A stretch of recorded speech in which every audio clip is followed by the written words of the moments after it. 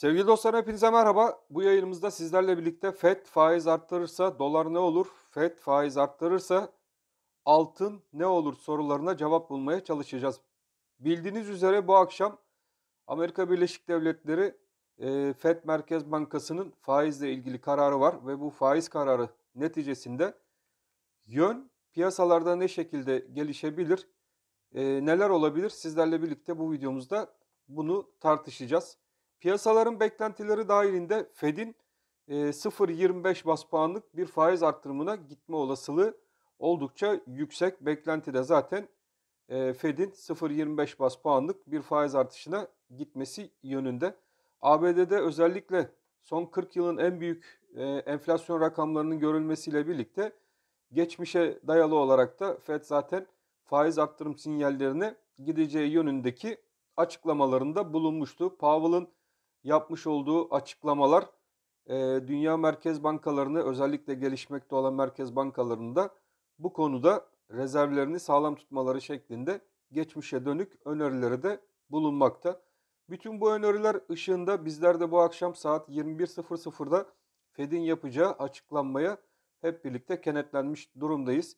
Peki FED 0,25 bas puanlık bir faiz artışına giderse dolar TL kurunda neler yaşanabilir? Arkadaşlar öncelikle bizler için FED saatine kadar şurada bir 14.65 destek bölgemiz var. Bu 14.65 destek bölgemizin üzerinde de bizler yukarıda 14.79 seviyesini ilk etapta takipte kalırız. Dolar TL kurunda hareketlerin gene bu şekilde 14.65 ve 14.79 seviyelerine doğru hareket edeceği beklentim mevcut.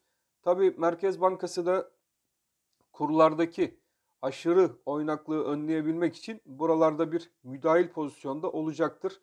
Eğer ki oynaklık biraz daha sert olur ise o zaman 14.79 üzerinde bizler 15.04 seviyesine kadar dolar TL kurunda bir yukarı yönlü yükseliş hamlesi izleyebiliriz. Yani Fed'in faiz arttırması durumunda dolar TL kurunda yön yukarı yönlü şekillenecektir. Peki Fed'in bir faiz indirimine gitme olasılığı oldukça yüksek. Tabii ki faiz indirimine gitmesi beklentileri hemen hemen yok gibi.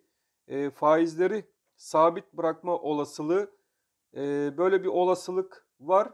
Böyle bir olasılıkta gene piyasalarda bir sürpriz karar durumu gerçekleşmiş olur ve sabit bırakmasıyla birlikte dolar TL kurunda bizler 14.40 seviyesine doğru bu sefer aşağı yönlü hareket izleriz. Buradaki yönün belirlenmesiyle birlikte de dolar TL kurunda tekrardan kaldığımız yönden yukarı yönlü hareketler yaşarız. Büyük bir ihtimalle arkadaşlar yatırım tavsiyesi kesinlikle değildir. Bu akşam biz de piyasaların beklentisi doğrultusunda Fed'in 0,25 bas puanlık bir faiz artışına gideceğini düşünüyoruz. 0,50 bas puanlık bir faiz artışı Fed tarafından gelirse ne olur? Evet, böyle bir faiz artışı gelmesi durumunda arkadaşlar dolar TL kurunda 15.50 civarına doğru bizler yukarı yönlü hareketin daha sert bir şekilde de yukarı yönlü ivmelenmesini bekleyebiliriz. Ama şimdilik bizler bu verdiğim rakamları takipte kalalım. Doların Fed'in yapacağı açıklamalarla birlikte alıcı atraksiyonu sizlerle birlikte burada takip edelim. Altın tarafına baktığımız zaman altın Fed'in faiz arttırımına gitmesi durumunda neler olabilir? Hemen burada bakalım. Altın ons tarafında özellikle fiyatlamalar zaten Fed'in faiz arttırımına yönelik yapılmaya başlandı.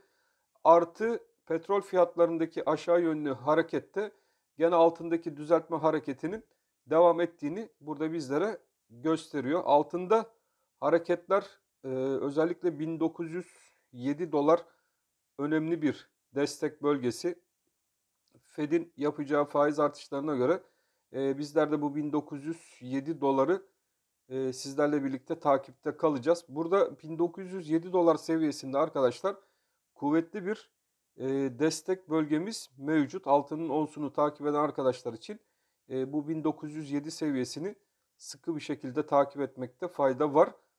Çünkü bu 1907 dolar seviyesinin altına inmemiz durumunda altında bizler faiz kararıyla birlikte bir 1880 dolar seviyesine doğru aşağı yönlü ivmelenmenin devamını bekleyebiliriz. Bakın şurada 1880 dolar. Yukarıda gene 1907 dolar seviyesinde bir desteğimiz, kuvvetli bir desteğimiz mevcut.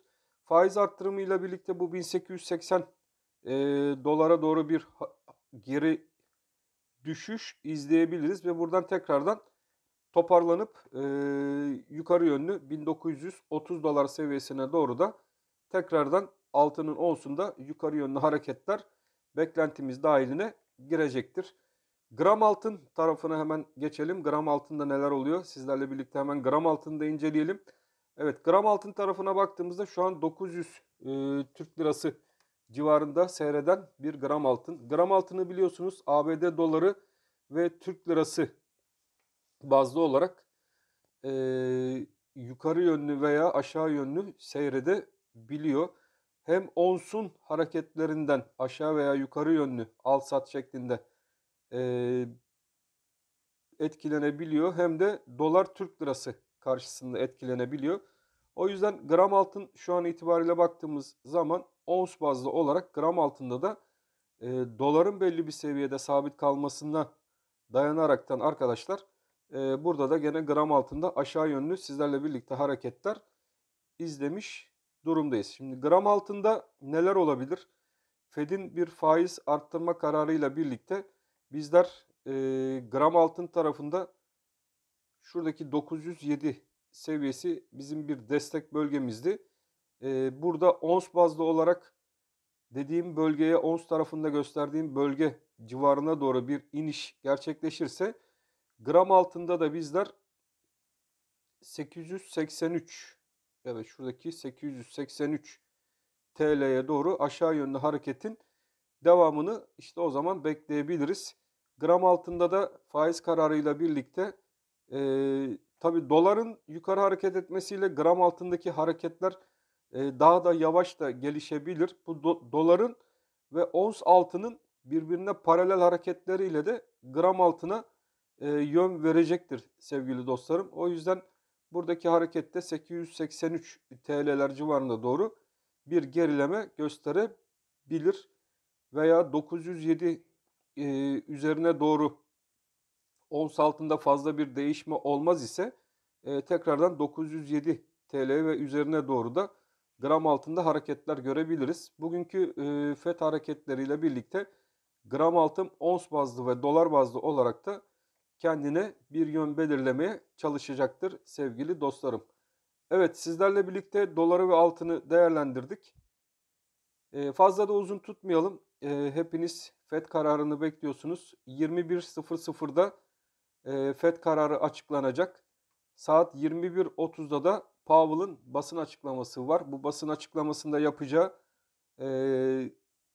söyleyeceği kelimeler de önemli. Çünkü faiz arttırımlarının devamının gelip gelemeyeceği, varlık alımlarıyla ilgili bu varlık alımlarının hemen kesilip kesilmeyeceği şeklindeki açıklamaları da gene dolar kuruna ve altına yön verecektir. Ben altında yön bir miktar daha aşağı olabilir. Fakat ondan sonra altında yukarı yönlü seyrin tekrardan devam edeceğini de düşünmekteyim sevgili dostlarım. Evet, ben hepinizi çok seviyorum. Kanalıma üye olmamış arkadaşları mutlaka kanalıma abone olmaya davet ediyorum. Hepinizi Allah'a emanet ediyorum. Hoşça kalın sevgili dostlarım.